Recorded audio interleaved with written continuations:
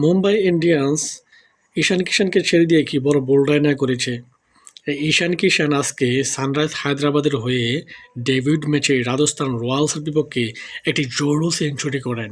একটি জোড়ো সেঞ্চুরি যাকে বলে। কি আউটস্ট্যান্ডিং ব্যাটিং!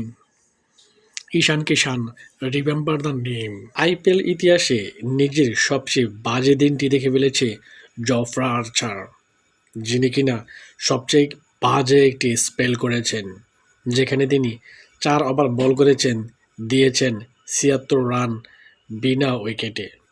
এটি ছিল আইপিএল ইতিহাসে সবচেয়ে খুচরা বোলিং।